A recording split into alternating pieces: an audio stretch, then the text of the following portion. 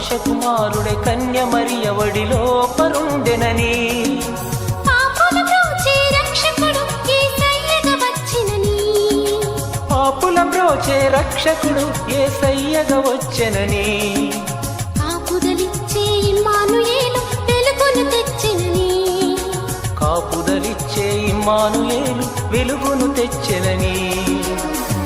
వెలిగింది గగనం ఒక వింత తారతో, మురిసింది భువనం ప్రభు యేసు రాకతో. వెలిగింది